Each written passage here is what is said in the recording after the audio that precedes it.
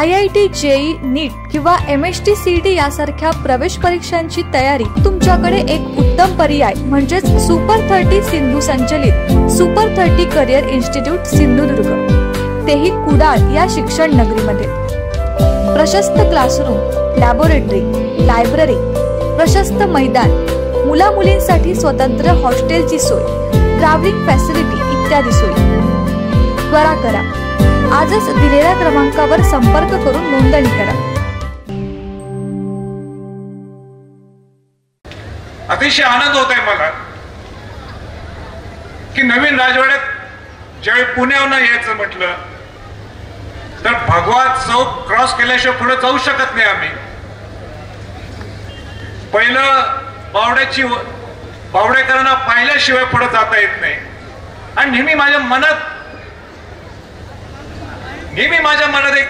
एक खंत असायची किंवा नेहमी माझ्या मनात एक विचार यायचा की ह्याच बावड्यातल्या ह्या चौकाला भगवा चौक का म्हटलं जातं आणि भगवा चौक म्हणून सुद्धा शिवाजी महाराजांचा इथं पुतळा का नाही? मग ह्याचं उत्तर माझ्याकडे नव्हतं, पण अशा कार्यक्रमाच्या माध्यमातून आज बंटी पाटील असो, ऋतुराज पाटील असतील, भैया इथं असतील, या प्रश्नाचं उत्तर तुम्ही चांगल्या पद्धतीने दिले आणि म्हणून सतेज पाटील असतील, ऋतुराज पाटील असतील, त्यांना मी नेहमी अनेक राजकीय अभिनंदन केलेले, पण आज तुम्हाला शिव अभिनंदन केल्याशिवाय मला थांबता येणार नाही। आणि शिव अभिनंदन म्हणजे फार किरकोळ अभिनंदन नसते, त्याच्या मागे शिव हे नाव आलंय, शिवाजी महाराजांचं नाव आलं, ते संस्कार आहेत आपल्यावर। शिवाजी महाराजांनी स्वराज्य कोणासाठी निर्माण केलं? हे स्व आणि राज्य काय? हे स्वराज्य ते नुसतं स्वतःसाठी केलं नाहीये, हे स्व म्हणजे तुम्ही सर्वजण, डॉक्टर्स, इथं नगरसेवक असतील, इथं कामगार असतील, इथं विद्यार्थी असतील, हे तुमचं राज्य, हे स्वराज्य। आणि हे स्वराज्य करण्याची कल्पना शिवाजी महाराजांची ही होती की माझं स्वराज्य हे सुराज्य व्हायला पाहिजे।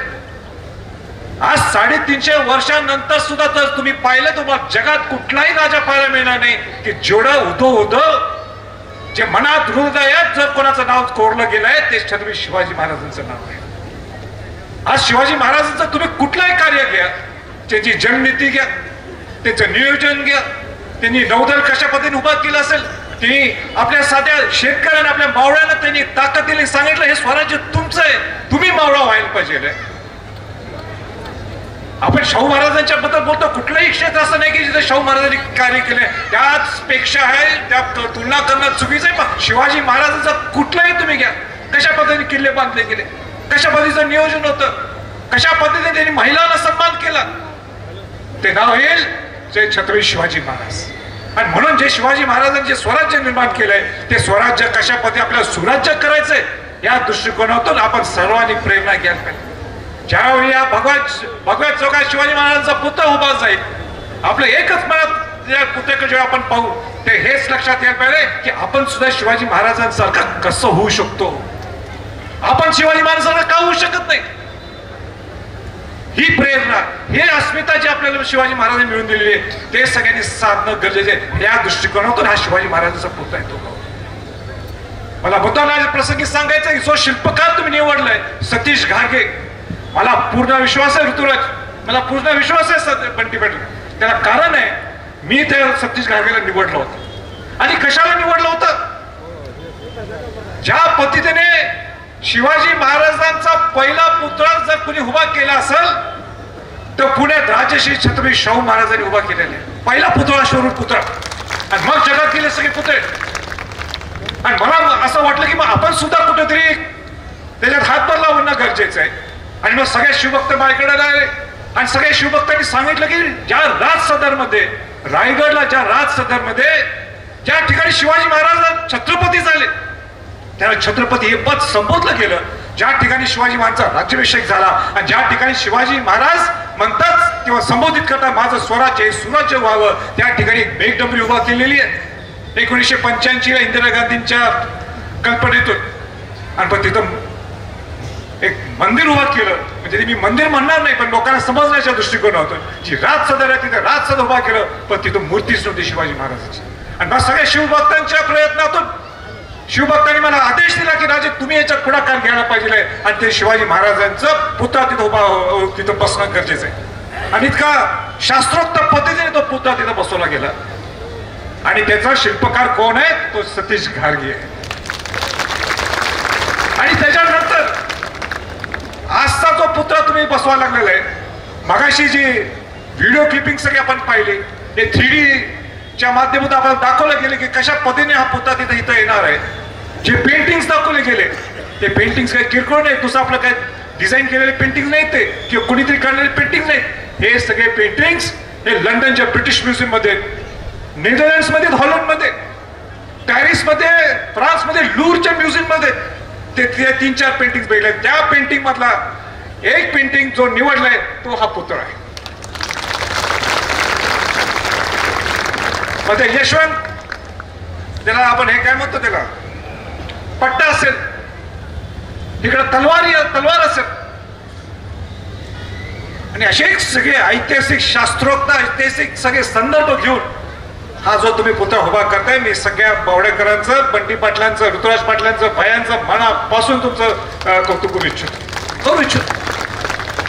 उलट महाराष्ट्रात नाही, देशात नाही तर जगात या शिवाजी महाराजांचे जे ओरिजिनल पेंटिंग्स आहेत, जे पेंटिंग्स 300 वर्षाच्या अगोदर किंवा 350 शिवाजी महाराज हयात असताना काढलेले पेंटिंग्स आहेत, त्या पेंटिंगचा तुम्ही एक रेप्लिका म्हणा, त्या पद्धतीचा पेंटिंगचा तुम्ही ते शिवाजी महाराजांचा पुतळा उभा करताय. किती मोठी बाब आहे.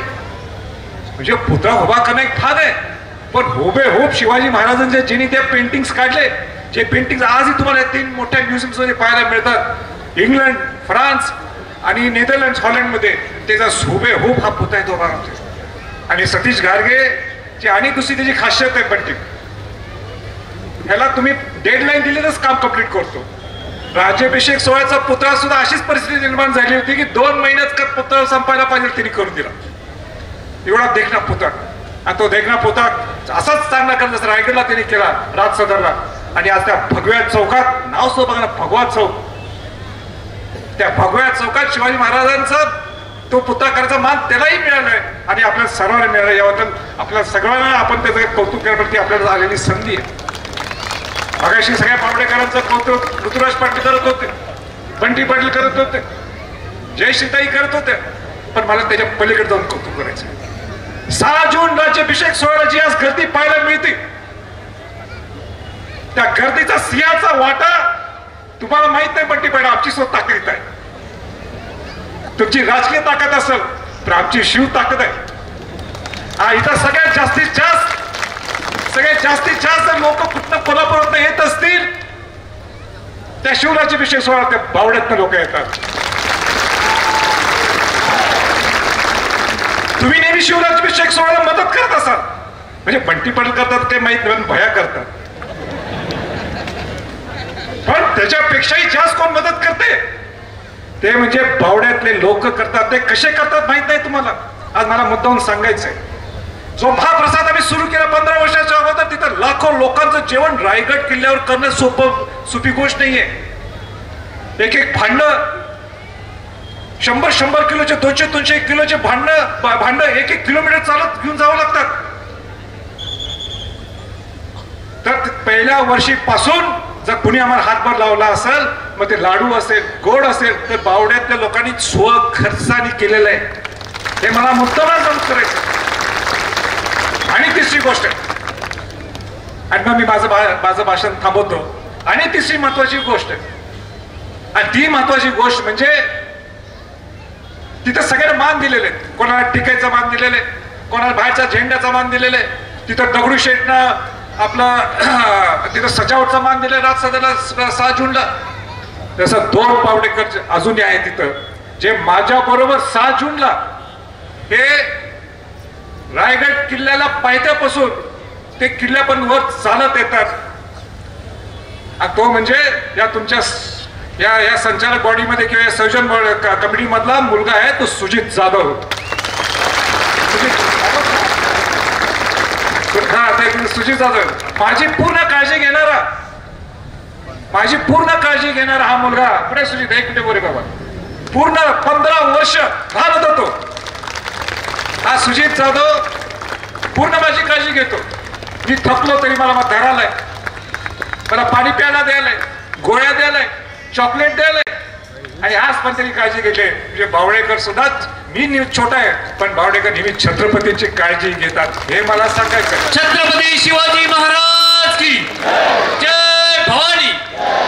आणि तसंच काळजी बंटी पाटील आम्ही तुम्ही सुद्धा आमच्यावर घ्यावी एवढीच आम्ही अपेक्षा करतो आणि सगळ्यांना परत एकदा शुभेच्छा देतो.